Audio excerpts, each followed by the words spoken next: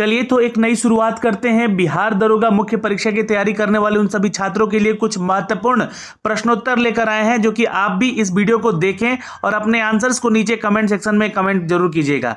दोस्तों, ये practice set जो हो सकता है कि आपके लिए नया हो सकता है और कुछ ऐसे भी क्वेश्चन मिलेंगे आपको यहाँ पे जो कि इस साल आपकी परीक्षाओं से संबंधित होंगे, आपकी परीक्षाओं में डायरेक्टली पूछे जाएंगे। तो जो इंपॉर्टेंट क्वेश्चन है उसी क्वेश्चन को करवाने का हम प्रयास कर रहे हैं, तो वीडियो को अंत तक देखिएगा। आप भी आंसर अपने नीचे कमेंट सेक्शन में कमेंट करके खुद को जज कीजिए कि कितना उत्तर आपसे सही हो रहा है। फटाफट देखते हैं यहाँ पे कितने उत्तर आपसे सही हो रहे हैं और पहले क्वेश्चन पे चलते हैं। यहाँ पे पहला क्वेश्चन कहता है यहाँ पे दोस्तों कि निम्नलिखित विद्युत चुंबकीय विकिरणों में से किसकी ऊर्जा अधिकतम होती है।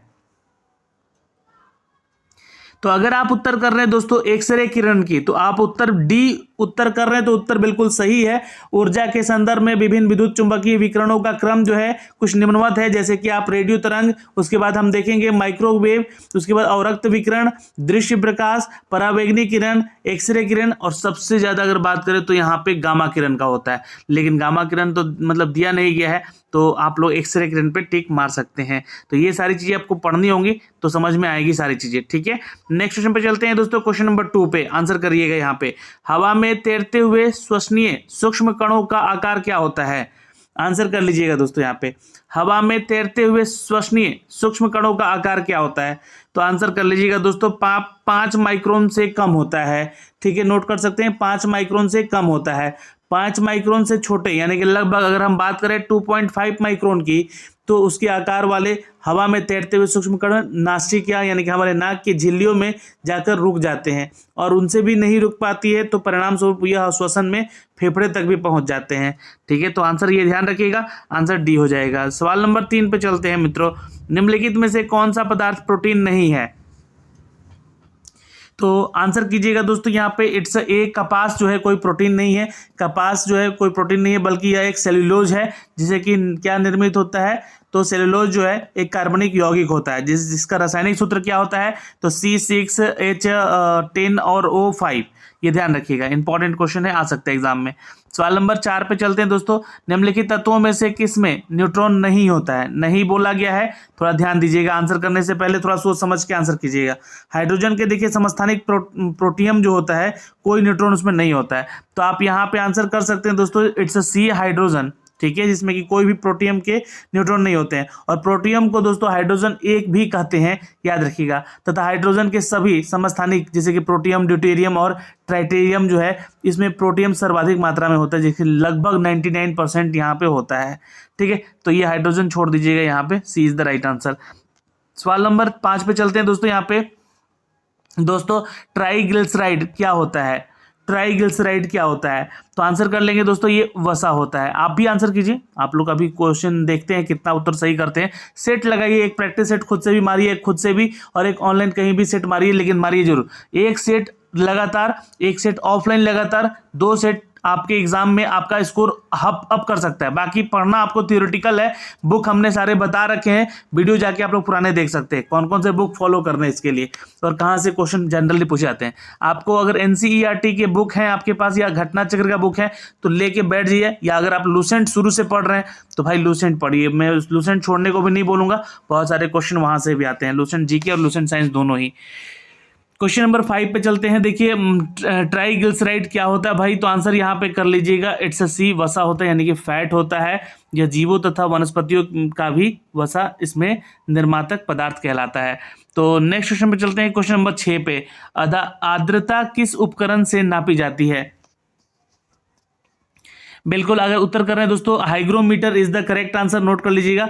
हाइग्रोमीटर नामक एक उपकरण से नापी जाती है। हाइग्रोमीटर से द्रव्य का घनत्व भी मापा जाता है। और दोस्तों यहाँ हाइग्रोमीटर से हम लोग क्या करते हैं, तो वायु की उपस्थिति में नमी नापते हैं, और हाइड्रोमीटर से द्रव्य नापते हैं। पायरोमीटर से किसी भी वस्तु का उच्च तापमान मापते हैं। ठीक है, यानी कि लगभग 1500 डिग्री सेल्सियस तक से ज़्यादा नहीं माप सकते हैं, ये ध्यान रखिएगा। और लैक्टोमीटर से तो आप लोगों को पता ही होगा, दूध का घनत्व तो मापते हैं हम लोग। सवाल नंबर चलते हैं 7 पे दोस्तों। कीट दंश से होने वाली खुजली किसके कारण होती है। देखिए इसका PDF में दे तो दूंगा आपको, लेकिन आंसर के लिए आपको वीडियो देखना पड़ेगा, क्योंकि क्या है कि इस PDF में इसका आंसर दिया ही नहीं है, तो आपको अलग से लिख के देना पड़ेगा। या तो आप लोग टिक मारते रहिए साथ में, है ना, टिक लगाते रहिए कि ए का ये है, बी का ये है। पीडीएफ आपको दे दूंगा, एक बार खुद से भी प्रैक्टिस सेट मार लीजिएगा आप लोग, ठीक है। तो 7 का उत्तर क्या हो जाएगा भाई यहाँ पे, कीट दंश से होने वाली खुजली किसके कारण होती है, तो आंसर करिएगा फॉर्मिक अम्ल के होती है, ए इज द करेक्ट आंसर। सवाल नंबर 8 पे चलते हैं दोस्तों, आंसर कीजिएगा। एक कृत्रिम उपग्रह में विद्युत ऊर्जा का स्रोत क्या होता है, एक कृत्रिम उपग्रह में विद्युत ऊर्जा का स्रोत क्या होता है, आंसर कर लीजिएगा दोस्तों। यहाँ पे बी यानी कि सौर सेल होता है, is the right answer. Note कर सकते हैं दोस्तों यहाँ पे, जिसमें कि विभिन्न कार्यों के लिए पर्याप्त परिणाम भी विद्युत ऊर्जा प्राप्त की जा सकती है, तो B is the correct answer. Next question पे चलते हैं, क्वेश्चन नंबर 9 पे चलते हैं दोस्तों। WWW का पूर्ण रूप क्या होता है, तो वर्ल्ड, लिख लीजिएगा वर्ल्ड वाइड वेब, है ना, वर्ल्ड वाइड वेब। तो ये होता है दोस्तों WWE का फुल फॉर्म होता है, ठीक है। इसमें दोस्तों आपको बता दें कि जो है हाइपर टेक्स्ट के दस्तावेज को इंटरनेट पे हम दिखलाने का प्रयास भी कर सकते हैं। इस प्रणाली से ब्रिटिश विज्ञानी सर टिम बर्नल्स ने की थी WWW की खोज यहाँ पे। तो क्वेश्चन पूछ सकता है, तो यहाँ पे आंसर क्या कर लीजिएगा, C is the correct answer. Next question पे चलते हैं, क्वेश्चन नंबर 10 पे दोस्तों आंसर करेंगे। निम्नलिखित बहुलकों में से किसका उपयोग ना चिपकने वाली कड़ाही के निर्माण में किया जाता है, बिल्कुल आंसर ए कर लीजिएगा, टेफ्लॉन का। अगर आप उत्तर ए करें, Teflon is the right answer. इसमें क्या होता है, उष्मा, अम्ल तथा क्षार का प्रभाव नहीं पड़ता है ऐसे टेफ्लॉन के पदार्थों पे। यह विद्युत धारा का कुचालक होता है, ये ध्यान रखिएगा, टेफ्लॉन जो है विद्युत धारा का कुचालक होता है। इसका उपयोग ना चिपकने वाली कढ़ाई के निर्माण के साथ साथ विभिन्न प्रकार के बहुमूल्य प्लास्टिक में भी हम लोग इस्तेमाल करते हैं जनरली। सवाल नंबर चलते हैं दोस्तों, यहाँ पे क्वेश्चन नंबर 11 पे आंसर करिएगा। निम्नलिखित प्रजातियों में से कौन सी दांत वाली वेल में विशालतम है, बिल्कुल आंसर कर लीजिएगा, स्पर्म वेल जो है दोस्तों, ये दांत वाली वेल मछलियां हैं और इसमें विशालतम इसका आकार है। वयस्क नर की औसतन जो लंबाई होती है वो 16 मीटर लगभग 52 फीट होता है, जो कि एक संकटग्रस्त प्रजाति भी कहते हैं इसको, स्पर्म वेल को। सवाल नंबर चलते हैं 12 पे दोस्तों, आंसर कीजिएगा। निम्नलिखित में से कौन सा जल को जीवन मुक्त कराने हेतु प्रयुक्त होता है,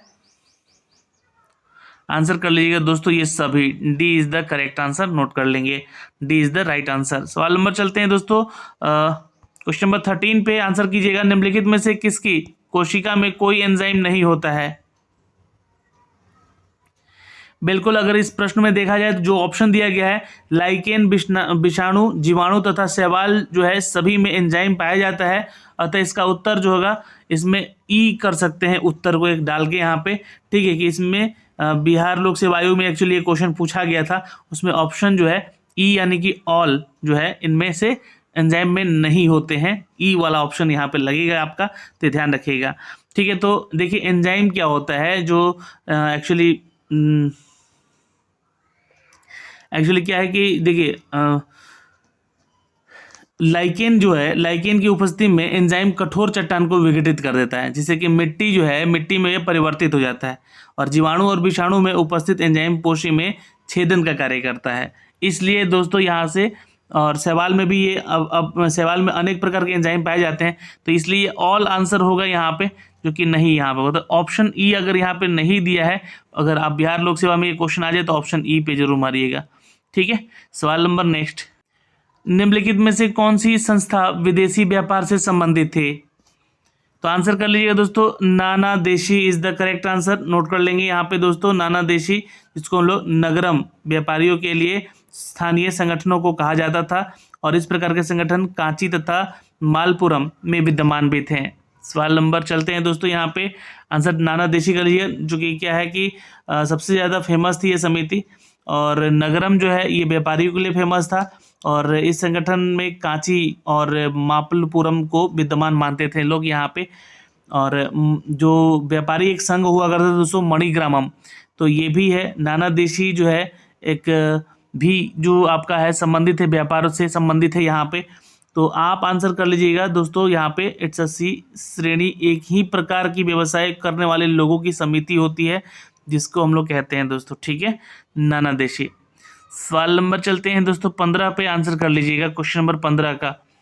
बंबई में नाविक विद्रोह की शुरुआत कब हुई, जी हाँ, 18 फरवरी 1946 को हुई थी।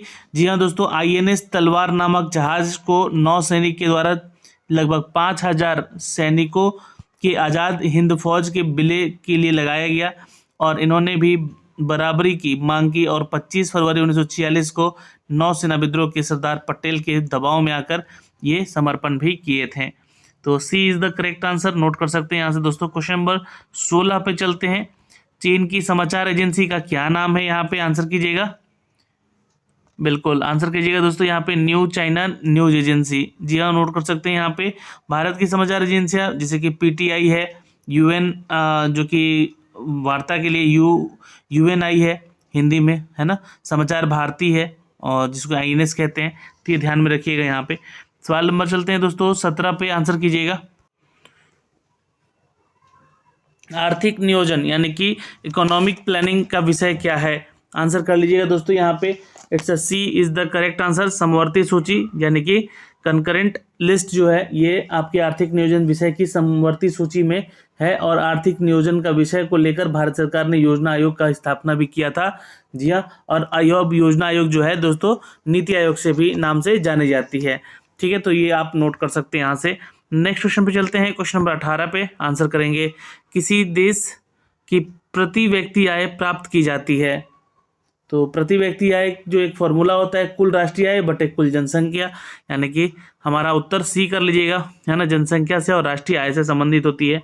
सवाल नंबर चलते हैं 19 पे। चिटगांव सशस्त्र छापामारी की योजना बनाई गई थी।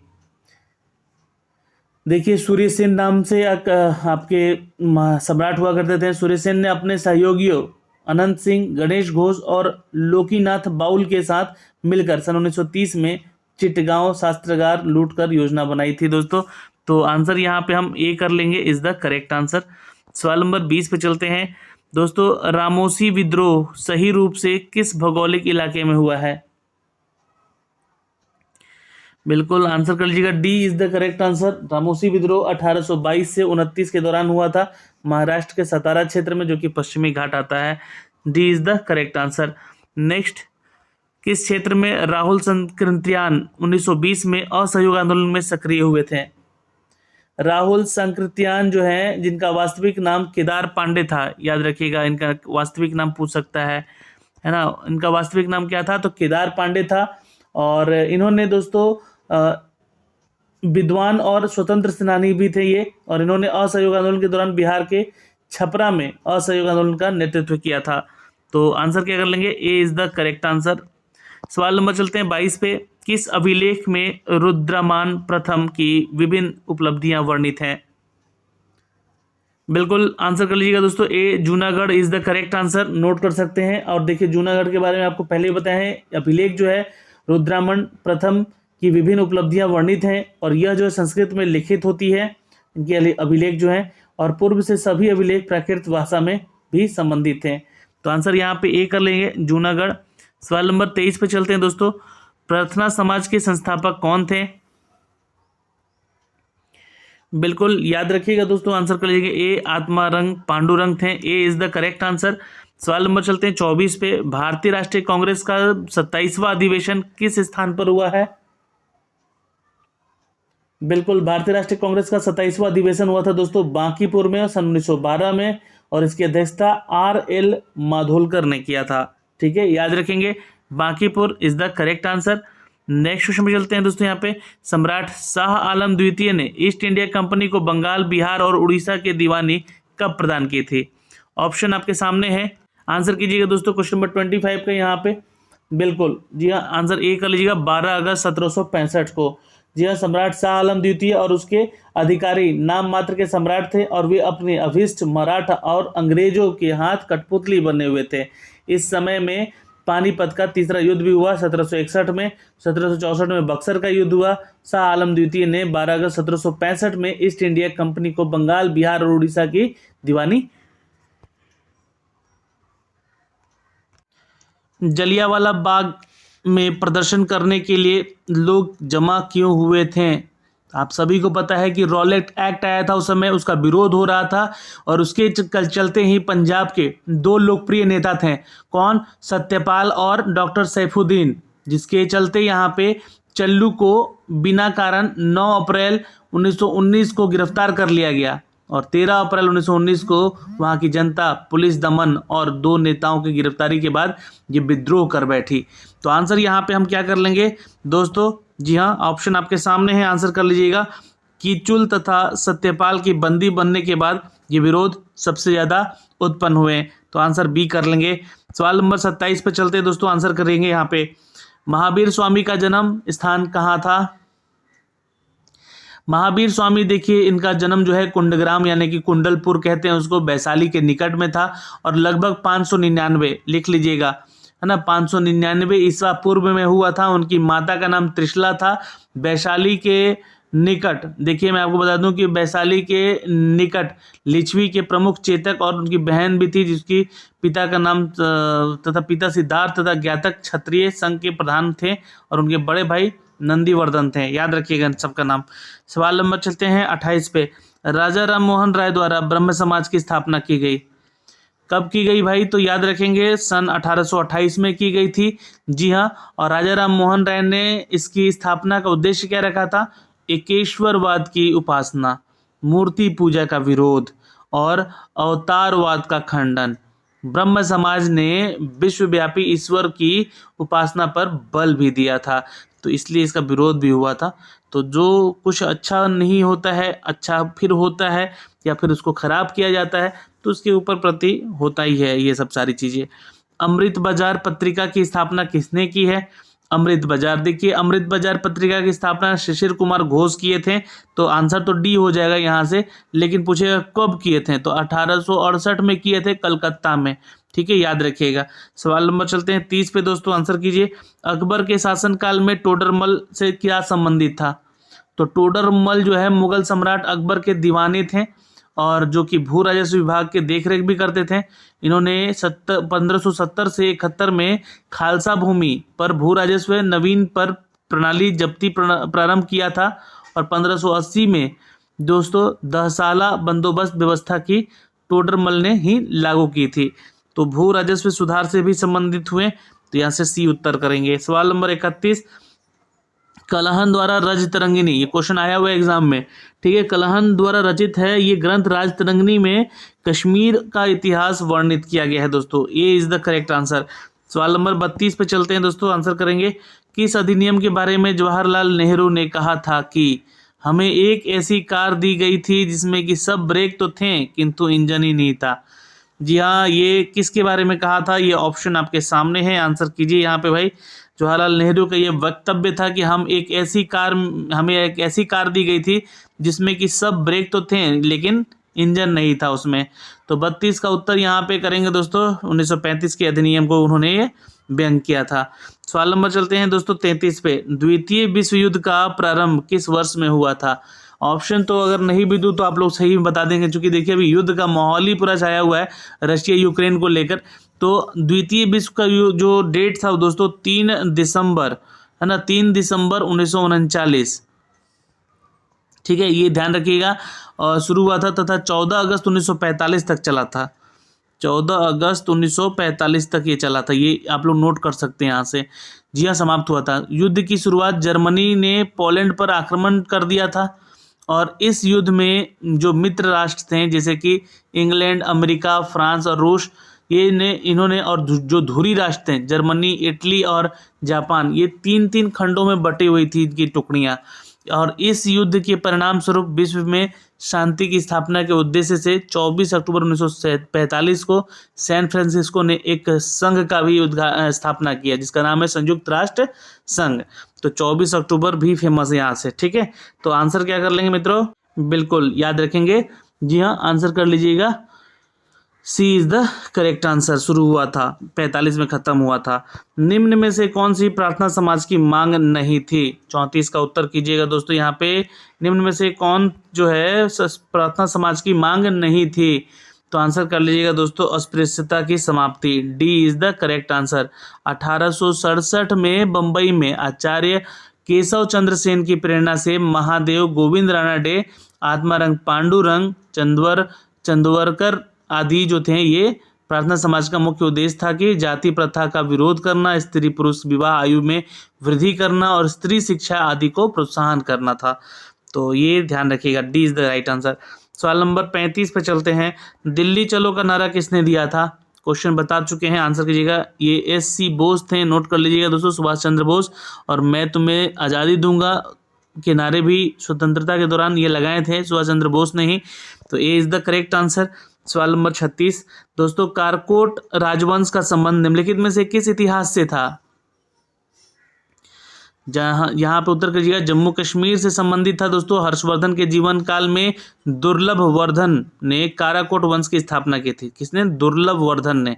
और काराकोट राजवंश के प्रसिद्ध राजाओं ने ललितादित्य, मुक्तापीड़ तथा विनयदित्य जयपीड़ का मुख्य रूप से ये भी नाम लिया था इसमें।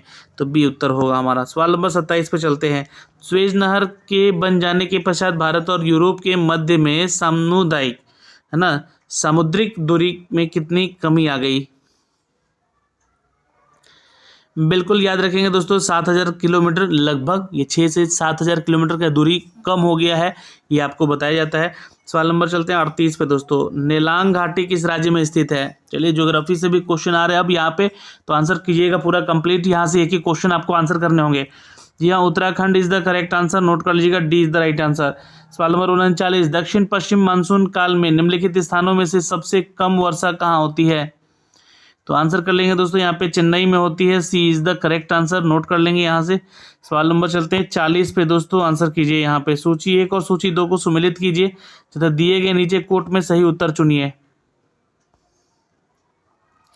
बिल्कुल आंसर कर लीजिएगा क्वेश्चन नंबर 40 का दोस्तों। यहाँ पे अष्टमुड़ी, अष्टमुड़ी जो है ये केरला से संबंधित हैं, तो केरला इधर है भाई, अष्टमुड़ी केरला संबंधित है। पुलिकट जो है ये आपका तमिलनाडु से संबंधित है, और रूपकुंड जो है आपका उत्तराखंड से संबंधित है, और सूरजकुंड आपके हरियाणा से संबंधित है। तो ये कुछ इस तरह से मैच होगा, 2 3 4 1 हो जाएगा, answer is the correct answer. ठीक है, 2 3 4 1 यानी कि B is the right answer. सवाल नंबर 41, निम्नलिखित में से किस उद्योग की अवस्थिति के लिए कच्चे माल की उपलब्धि मूल कारक नहीं है?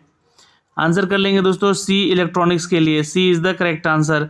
सवाल नंबर 42 पे चलते हैं दोस्तों। निम्नलिखित में आर्द्र क्षेत्रों में किन्हें रामसर का दर्जा प्राप्त किया गया है? रामसर आर्द्र भूमि, रामसर सूची में अंतर्राष्ट्रीय महत्व में नम भूमियों को कहते हैं। यह सूची में वर्तमान में भारत में कुल अभी 25 स्थान शामिल हैं, जिसमें कि चिल्का झील, लोकटक झील और केवलादेव और वुल्लर झील शामिल है दोस्तों यहाँ पे। तो आंसर क्या कर सकते हैं यहाँ पे दोस्तों? जी हाँ, तो आंसर डी कर लीजिएगा, ऑल ऑफ एबव। सवाल नंबर चलते हैं दोस्तों 43 पे। निम्नलिखित में से किस सागर में लवणता सबसे अधिक होती है? तो आंसर करिएगा दोस्तों, ये है डेड सागर यानी कि मृत सागर, यानी कि D is the correct answer. Note कर लेंगे दोस्तों, यहाँ पे मृत सागर की लवणता सबसे अधिक यानी कि लगभग 240% है। वैसे तो सबसे ज़्यादा लवणता वाला जो झील है वो तुर्की में है एक, जहाँ पे लगभग 33% का है ना, 330% जो है यहाँ पे खारापन है। सवाल नंबर चलते हैं दोस्तों 44 पे। अंडमान तथा निकोबार द्वीप समूह के सबसे अधिक ऊंचाई वाले चोटी कौन सी है? 44 का आंसर कर लीजिएगा दोस्तों, यहाँ पे ए यानी कि सैंडल पीक है, ए इज द करेक्ट आंसर। सवाल नंबर चलते हैं दोस्तों 45 पे, आंसर करेंगे। पोर्ट ब्लेयर के समीप की प्रसिद्ध ब्लेयर प्रवाल भित्ति मृत हो रही है। जल्दी से आंसर कर लेंगे। पोर्ट ब्लेयर के समीप जो है प्रसिद्ध ब्लेयर प्रवाल भित्ति मृत हो रही है, उसका कारण क्या है? तो आंसर कर लीजिएगा, अत्यधिक जहाजरानी के चलते, यानी कि जहाजरानी का आवागमन जो है सबसे अधिक हो रहा है वहाँ पे, और ये इसलिए नष्ट भी होती जा रही है। इसलिए आंसर यहाँ पे हम क्या कर लेंगे, B is the correct answer, note कर लेंगे।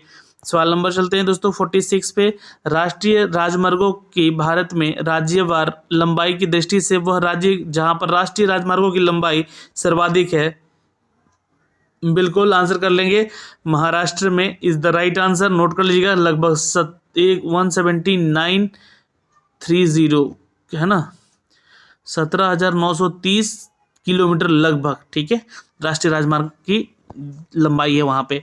सवाल नंबर 47, निम्नलिखित नगरों में अलकनंदा और भागीरथी कहाँ मिलकर गंगा नदी बनाती है? तो तो आंसर कर लीजिएगा देवप्रयाग। जी हाँ, देवप्रयाग में बनता है गंगा नदी का। ये दोस्तों उद्गम उत्तराखंड से तो हुआ है, उत्तरकाशी जिले से गोमुख से निकली है गंगोत्री हिमानी तथा यहाँ पर यह भागीरथी के नाम से भी जानी जाती है। और गंगा के दो शीर्ष धाराएं भी हैं, अलकनंदा और भगीरथी। ये जो है दोस्तों आपको बता दें कि उत्तराखंड के देवप्रयाग में संगम करके यहाँ पे गंगा का निर्माण भी करती हैं। तो आंसर डी हो जाएगा। सवाल नंबर 48, भारत का अधिकतम गेहूं उत्पादक राज्य कौन सा है? बिल्कुल याद रखेंगे दोस्तों, उत्तर प्रदेश है। D is the correct answer, note कर लीजिएगा। जी हाँ, अधिकतम गेहूं उत्पादक राज्य उत्तर प्रदेश है। देश के कुल गेहूं उत्पादक का लगभग 35.38% अकेले उत्तर प्रदेश करता है, तो ये ध्यान रखिएगा। सवाल नंबर 49 पे चलते हैं। भारत में सबसे अधिक कॉफी उत्पादन करने वाला राज्य, बहुत ही आसान सा सवाल है यहाँ पे, तो कर्नाटक है। B is the correct answer. सवाल नंबर चलते हैं 50 पे। भाखड़ा नांगल, दोस्तों भाखड़ा नांगल किस नदी पर बनाया गया है? भाखड़ा नांगल किस नदी पर बनाया गया है? तो 50 का उत्तर करेंगे दोस्तों सतलज नदी पर। D is the correct answer, note कर लेंगे। सवाल नंबर 51, भारत का सबसे बड़ा कपास उत्पादक है। भारत का सबसे बड़ा कपास उत्पादक है दोस्तों ए यानी कि महाराष्ट्र। ए इज द करेक्ट आंसर। सवाल नंबर चलते हैं दोस्तों 52 पे। पूर्वी घाट एवं पश्चिमी घाट का मिलन स्थल क्या है? पूर्वी घाट और पश्चिमी घाट का जो मिलन स्थल है ये है दोस्तों बी यानी कि Nilgiri. B is the right answer, note कर लेंगे। सवाल नंबर 53, सुंदरवन क्षेत्र जो है दोस्तों है कहाँ पे है? सुंदरवन क्षेत्र, तो याद रखेंगे 53 का आंसर यहाँ पे सघन मैंग्रोव वन कहेंगे। D is the correct answer, note कर लीजिएगा। दोस्तों बहुत सारे यूट्यूब पे ये सारे जो आपको बुक के PDF हैं वो आपको सेल आउट किए जाते हैं, तो आप लोग वहाँ से भी खरीद सकते हैं। ठीक है, कोई भी बुक सस्ती मिल जाती है, उनका जो सॉफ्ट कॉपी होता है वो मिल ही जाता है, और नहीं तो आप लोग हार्ड कॉपी जो है ना ये आप लोग बुक स्टॉल से भी जाके खरीद सकते हैं। जो भी बुक आपको अच्छा लगता होगा आप लोग ज़रूर उसको लें और पढ़ें। कोई प्रैक्टिस बुक एक ज़रूर रखें अपने पास, जिसको ख़त्म करने के बाद ही दूसरा प्रैक्टिस बुक लें। ठीक है, लेकिन मैं इतना कहूँगा कि मैं ये सारी चीज़ें आपको फ्री में अभी भी दे रहा हूँ। आप लोग पूरा वीडियो देखिए और आंसर कीजिए और आंसर क्लिक करते चलिए। एक कॉपी में अपने आंसर्स को लिखते चलिए, है ना, कि इसका आंसर ये है, इसका आंसर ये है। तो आपको क्या फ़ायदा होगा कि आप लोग को जो मैं PDF दूंगा उससे आप लोग खुद से भी एक बार प्रैक्टिस सेट लगा सकते हैं। तो सवाल नंबर 53 पे चलते हैं। सुंदरवन क्षेत्र में है, 53 का आंसर कर लीजिएगा दोस्तों सघन mangrove one. D is the correct answer. सवाल नंबर 54, भारत में निम्नलिखित भौतिक विभाजन है, तो ये आप लोग को पता होना चाहिए, ये क्वेश्चन कराया हुआ है आपका। ठीक है, भारत का भौतिक विभाजन पर्वतीय क्षेत्र, पठारी क्षेत्र और मैदानी क्षेत्र और समुद्री यहाँ पे क्षेत्र हैं दोस्तों, तो ये ध्यान रखिएगा। आंसर कर लीजिएगा सिंधु का गंगा का मैदान, दक्षिण का पठार और पश्चिम का घाट। तो आंसर यहाँ पे हम डी कर लेंगे, is the correct answer, note कर लेंगे। सवाल नंबर चलते हैं 55 पे। निम्नलिखित में से कौन से देश की सीमा भारत की सीमा से नहीं लगती है? नहीं का बात किया गया है, तो 55 का उत्तर कर लीजिएगा दोस्तों Taiwan is the correct answer. सवाल नंबर चलते हैं दोस्तों यहाँ पे 56 पे। इनमें से राज्यसभा का अध्यक्ष कौन होता है? तो पॉलिटिक्स से क्वेश्चन आ चुका, अब यहाँ पे हिस्ट्री हो गया, ज्योग्राफी हो गया, पॉलिटिक्स से क्वेश्चन है। राज्यसभा का अध्यक्ष कौन है? साइंस वाले भी क्वेश्चन मैंने आगे अभी करा दिया आपको। ठीक है, तो आंसर कर लीजिएगा दोस्तों उपराष्ट्रपति is the correct answer, note कर लेंगे यहाँ पे। और आर्टिकल 64 याद रखिएगा, है ना। कुछ देखिए आर्टिकल आपको बताना जरूरी होता है, जिसके तहत उपराष्ट्रपति राज्यसभा के पदेन सभापति बनते हैं या होते हैं। सवाल नंबर 57 पे दोस्त चलते हैं। जी हाँ, निम्नलिखित में से किसे भारतीय संविधान की आत्मा कहा गया है? तो ये क्वेश्चन बहुत बार पूछा गया एग्जाम में, तो याद रखिएगा संविधान की प्रस्तावना। जी हाँ, नोट कर लीजिएगा, C is the right answer. सवाल नंबर चलते हैं दोस्तों 58 पे। भारत में सर्वोच्च न्यायालय ने संविधान के आधारभूत ढांचे के सिद्धांत को स्पष्ट किया है, तो आंसर यहाँ पे आपके पास ऑप्शन और भी हैं, जैसे कि किस वाद के जरिए हुआ है भारत में सर्वोच्च न्यायालय ने संविधान के आधारभूत ढांचे के सिद्धांत को स्पष्ट किया है। तो आप याद रखिएगा 1973 में, है ना, 1973 में केशवानंदन भारती बनाम केरल राज्य के वाद में सर्वोच्च न्यायालय ने संविधान के आधारभूत ढांचे के सिद्धांत को स्पष्ट किया था दोस्तों। तो आंसर यहाँ पे डी कर लीजिएगा, is the right answer. Next question पे चलते हैं दोस्तों। निम्नलिखित में से कौन राष्ट्रपति के प्रसाद प्रयत्न अपना पद धारण करता है? तो 59 का आंसर कर लीजिएगा। भारत का महान्यायवादी जो है प्रसाद प्रयत्न होकर यहाँ पे अपना पद धारण करता है। D is the correct answer. आपको बता दें कि यहाँ पे भारतीय संविधान के अनुच्छेद 76 याद रखिएगा कि भाग 76 के 4 में भाग 5 में उल्लेखित है कि भारत का महान्यायवादी जो है राष्ट्रपति के प्रसाद प्रयत्न से ही अपना पद जारी करेगा या धारण करेगा, है ना। तो 76 के आर्टिकल 76 के धारा 4 से संबंधित है और ये भाग 5 में आता है लिखा हुआ। सवाल नंबर 60 पे चलते हैं। निम्नलिखित में से किस जीव का रक्त सफेद होता है? बिल्कुल याद रखेंगे, तेलचट्टा कॉकरोच का जो रक्त होता है वो सफ़ेद होता है, ये ध्यान रखेंगे। हीमोग्लोबिन की कमी के चलते यह होता है। हीमोग्लोबिन मुख्य रूप से लोहे से बनता है और वह मानव रक्त को लाल रंग प्रदान भी करता है।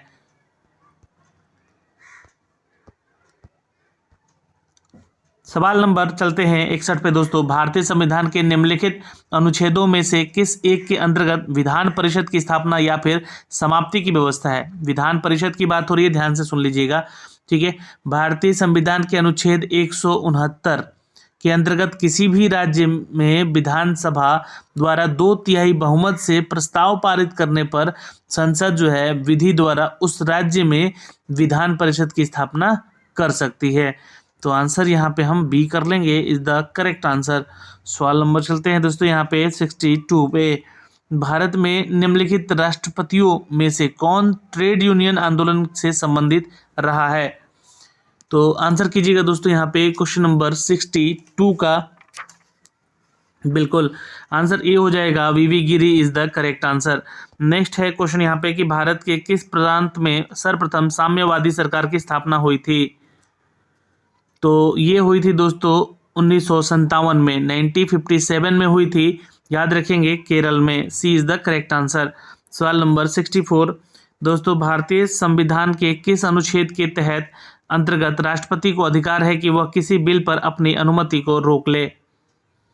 तो अनुच्छेद 111 को पढ़िएगा आप लोग, है ना। उसमें जब कोई भी विधेयक संसद के दोनों सदनों में, है ना, पारित किया गया है तब वह राष्ट्रपति के समक्ष होता है और प्रस्तुत किया जाता है और राष्ट्रपति घोषित करेगा कि वह विधेयक पर अनुमति दिया जाए। तो आंसर यहाँ पे क्या कर लेंगे, D is the correct answer, note कर लीजिएगा। सवाल नंबर चलते हैं दोस्तों 65 पे। संयुक्त राष्ट्र संघ की सुरक्षा परिषद में निम्नलिखित में से कौन सा देश स्थायी सदस्य नहीं है? तो आंसर करिएगा, जापान जो है वो स्थायी सदस्य नहीं है। संयुक्त राष्ट्र सुरक्षा के परिषद में 5 सदस्यीय सदस्यों में अमेरिका है, रूस है, फ्रांस है, ब्रिटेन है और चाइना भी है, जबकि जापान यहाँ पे नहीं है, ठीक है। तो यह ए इज द राइट आंसर। सवाल नंबर चलते हैं 66 पे दोस्तों। जी हाँ, भारतीय संविधान का कौन सा अनुच्छेद संसद के अंतर्राष्ट्रीय समझौते को लागू करने के लिए विधि निर्माण की शक्ति प्रदान करता है?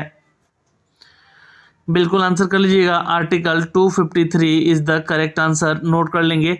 जी हाँ, आर्टिकल 253 संसद के अंतर्राष्ट्रीय समझौते को लागू करने के विधि निर्माण के लिए शक्ति तो प्रदान करता ही है। और आर्टिकल 249 क्या करता है भाई?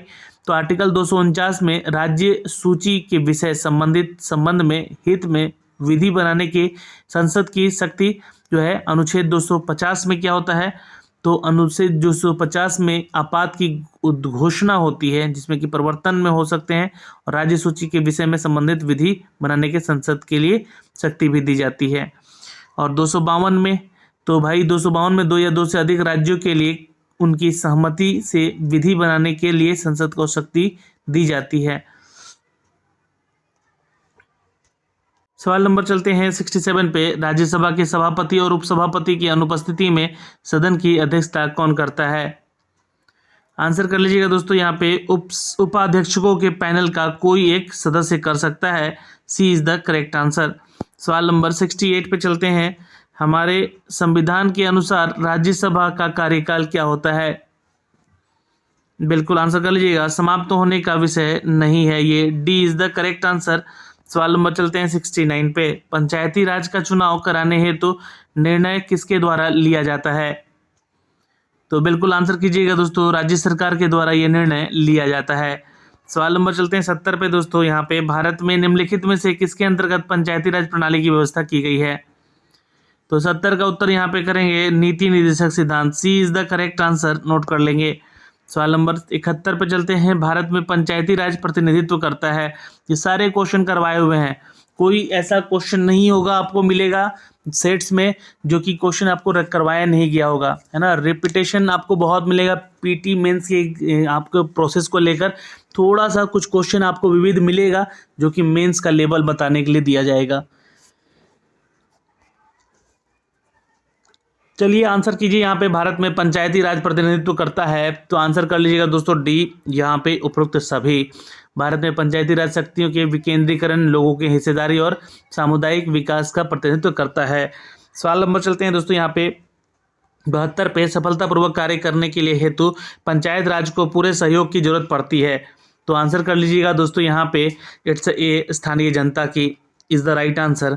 सवाल नंबर 73, राष्ट्रपति द्वारा राज्यसभा में कितने व्यक्ति मनोनीत किए जाते हैं। अब ये एक एक्सपेक्टेड क्वेश्चन है, क्योंकि आपको मैं बता दूं कि राज्यसभा में राष्ट्रपति द्वारा साहित्य, संगीत, कला आदि से जुड़े करीब 12 व्यक्तियों को मनोनीत अब किया जाता है।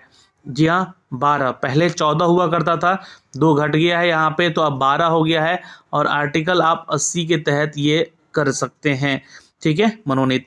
सवाल नंबर चलते हैं दोस्तों 74 पे, थर्मस फ्लास्क में लंबे समय तक तरल गर्म और ठंडा रहता है क्योंकि उष्मा की कोई हानि अथवा प्राप्ति नहीं होती है। जी हाँ, आंसर कर लीजिएगा 74 का यहाँ पे उत्तर। जी हाँ, संचालन और संवहन और विकिरण, ये तीनों हो गए यहाँ पे, इसलिए आंसर हमारा सी हो जाएगा, is the correct answer. Note कर लेंगे दोस्तों यहाँ पे। क्वेश्चन नंबर 75 पर चलते हैं दोस्तों। भारतीय संविधान के जिस धारा के अनुसार विधानसभा का गठन होता है वह कौन सा है। बिल्कुल आंसर कर लीजिएगा, धारा 170 इज द करेक्ट आंसर, जिसके अनुसार राज्यों की विधानसभाओं के गठन का प्रावधान भी किया गया है। तो नेक्स्ट क्वेश्चन में चलते हैं दोस्तों 76 पे।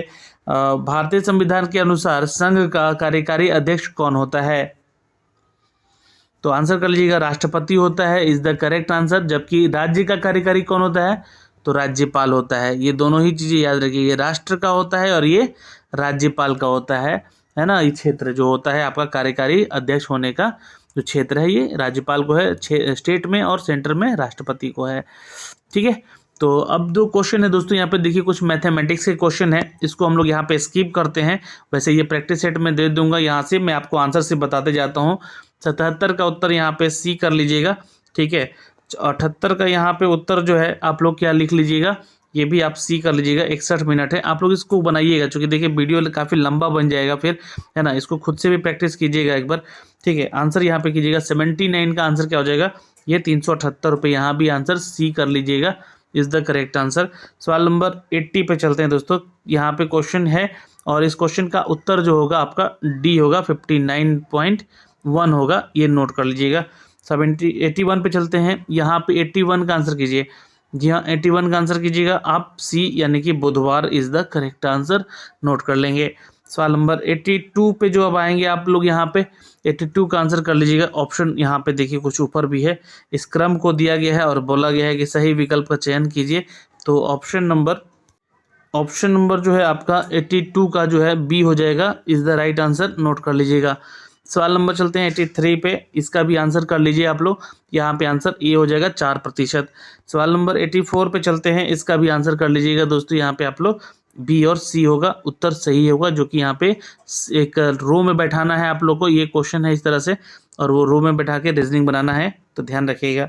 सवाल नंबर 85 का आंसर कर लीजिएगा दोस्तों। यहाँ पे 16:10:9 is the right answer, note कर लीजिएगा। नेक्स्ट क्वेश्चन पे है कि 86 पे, तो ये एक रीजनिंग का क्वेश्चन है और अल्फाबेटिकली यहाँ पे आपको सजाया गया इसको, और इसमें बताना है कि एल और उन 4 मध्य जो अक्षर थे वो कौन से थे। तो यहाँ पे आंसर कर लीजिएगा दोस्तों, ये पी होगा, यहाँ पे सी इज द राइट आंसर। सवाल नंबर चलते हैं 87 पे, यहाँ पे 87 का आंसर कर लीजिएगा दोस्तों, C is the correct answer. Age related question है, यहाँ पे ध्यान दीजिएगा। और ये क्वेश्चन बोल रहा है कि यहाँ पे खाली जगह पे क्या भरा जाएगा, क्योंकि देखिए ऐसा क्वेश्चन एग्जाम में रखा जा रहा है, तो ये भी क्वेश्चन आप बना के जाएंगे। तो इसका आंसर हो जाएगा दोस्तों इट्स डी, यानी कि 30 होगा यहाँ पे, ठीक है। कैसे होगा आप लोग जरूर बनाइएगा।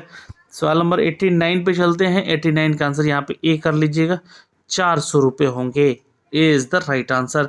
सवाल नंबर 90 90 का उत्तर करेंगे दोस्तों यहाँ पे। जी हाँ, 90 का उत्तर कर लीजिएगा ए, यानी कि ये वाला जो क्रम है आपका आरोही क्रम में सही होगा।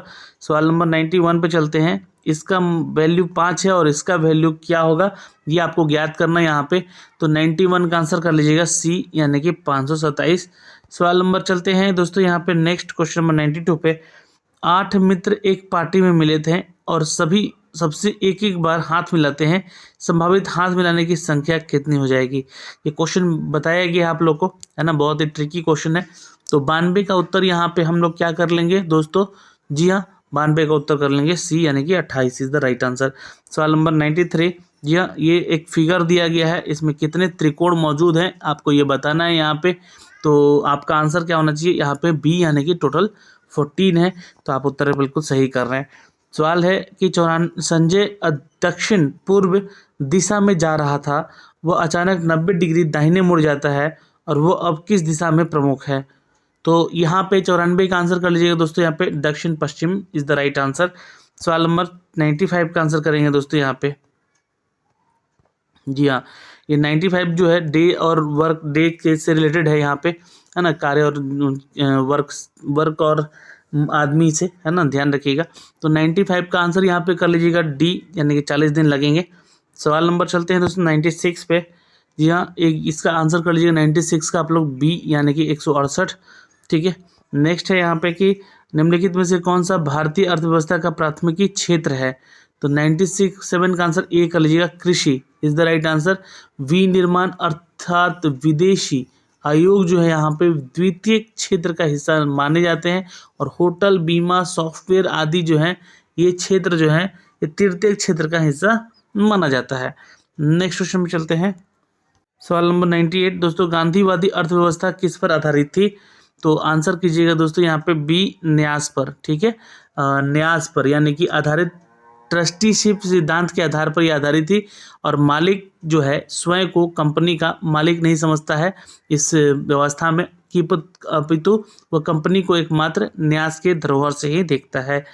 नेक्स्ट क्वेश्चन में चलते हैं, क्वेश्चन नंबर 99 पे। कौन सा संगठन, जी हाँ, विदेश व्यापार का संवर्धन करता है। 99 का आंसर कर लीजिएगा डी, उपरोक्त सभी। जी हाँ, ECGC, MMTC और STC तीनों ही। सवाल नंबर चलते हैं 100 पे। न्यूक्लियर रिएक्टर टाइमर बम का लेखक कौन है। तो इनके लेखक हैं दोस्तों तकाशी हिरोज, ये नोट कर सकते हैं, D is the correct answer. तो दोस्तों आज के इस वीडियो सिनारियो में हमने देखे वो बेहतरीन 100 प्रश्न, जिनके कि उत्तर आप लोगों ने भी नीचे कमेंट सेक्शन में किया होगा, ऐसा हम आशा करते हैं। वीडियो आपको पसंद आएगी, बिल्कुल क्वेश्चन सारे इंपॉर्टेंट थे, एक्सपेक्टेड थे। ऐसे ही प्रश्न आपके एग्जाम में भी देखे जाएंगे, और आप लोग जो है ना अपनी तैयारी में लग जाए, ताकि आप अपना स्टार्टिंग जो है वो मेंस के लिए कर सकें अच्छे से। और ये सेट आप लोग को रेगुलर चलेगा, है ना। इसके अलावा एक और सेट है, उसको भी करवाऊंगा, उसका भी PDF में दे दूंगा। बट आंसर के लिए आप लोग को थोड़ा सा वीडियो देख के टिक मार लेना होगा आंसर की इसके लिए, और बना के खुद से एक बार खुद प्रैक्टिस जरूर करेंगे। धन्यवाद।